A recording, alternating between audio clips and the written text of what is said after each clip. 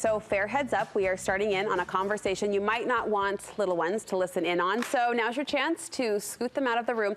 It's a topic, though, that many couples worry about, struggle with, how to find balance in the bedroom.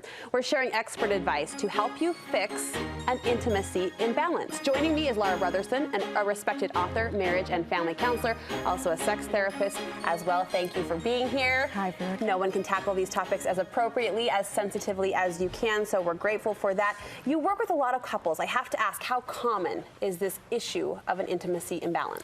It's a big issue because both people want to have their needs met, and it's tough to get your needs met when they're kind of opposite needs almost. And so it's a big issue for couples to both feel loved. Let's break it down by gender if we can, just for the sake of this conversation. I'm not trying to imply stereotypes of any kinds, but what's the biggest complaint you hear from wives, from women?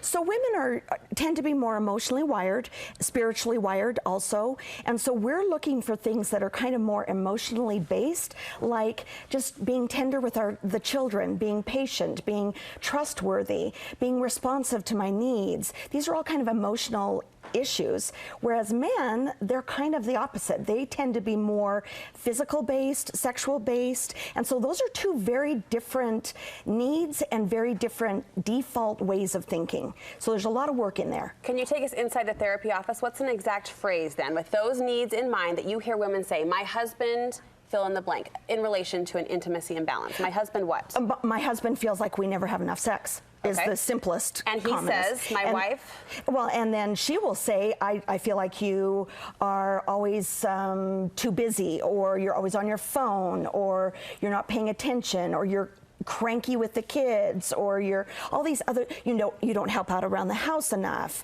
So it's just these two very different ways that men and women feel loved. And the key thing to think about that a lot of men don't realize, and women too, is that men have testosterone to kind of wire them towards physical sexual intimacy. Women have relationship.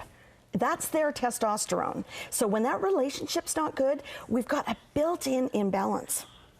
So is this a needs versus like a his needs versus her needs situation, or is the root goal something else entirely? Yeah, I mean, obviously we need to both have our needs met, because if we don't, there is a vulnerability that gets created in the marriage. There's a weakness that gets created.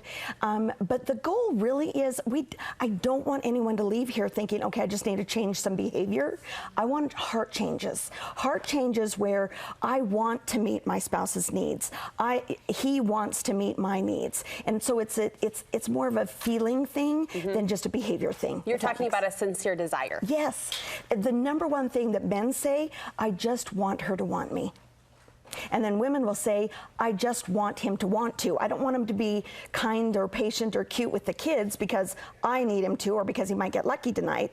I want him to want to because he just wants to be a cute dad. You mentioned that his needs, the husband's needs, tend to be more physical. So what steps then, Laura, can women take to address those needs with the right desire in mind? Yes, so they need to kind of have in mind that I need to develop this want to, not that I need to. Okay. Because nobody wants duty sex, nobody wants duty love. And so if a woman if she can develop her sexuality, this is chapter 1 of my book.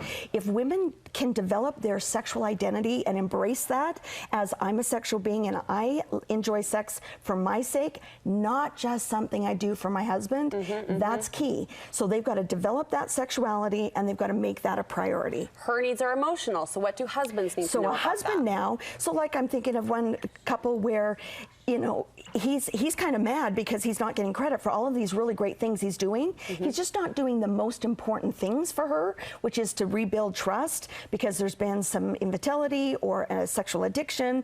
And so he's got to work on whatever her top things are that make her feel loved. And that's actually my first homework assignment for people, is when you leave here, go write a list of 10 specific things that make you feel loved, and rate them as, this is an 8, this is a 6, this is a 4, so that people know if you and I are busy and I can only do 2 of those items on that list, I want to know what the top 2 are. And these are tangible to-dos around the house in some cases, or what? Yes, but they might also be, in my case, it would be remember to get up and kiss my husband when he gets home from work, cuddle with him more at night. I mean, my whole journey is this, where I found out my husband feels loved when we're intimate and when I enjoy intimacy.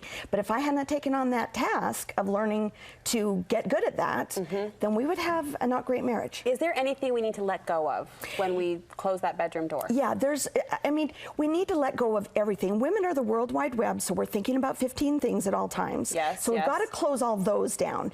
But something that I think is important for your topic is that a lot of times when couples can't get to the heart change, they probably need to do another piece of homework, an assignment of writing out 50 things that they're angry, frustrated, resentful kind about. Of a purge of sorts? From the whole relationship, from the whole marriage. And you kind of need to do this sort of on an ongoing basis, because we can't get to your heart if you don't give yourself a chance to process, burn, shred, get rid of that list. Because that feels kind of negative, but you say that will uncover the right feeling. Yes, and you're not sharing it. You're processing it because you feel it, whether you want to acknowledge that or not. Yeah. We've got to get rid of those feelings, or you can't be genuinely present sexually. You're so good at what you do. I know this is just a short conversation. We just hit the tip of the iceberg, as they say. More in your book. Where can we get our hands on that? Strengtheningmarriage.com, and we've just opened our new counseling practice in Provo, the Marital Intimacy Institute.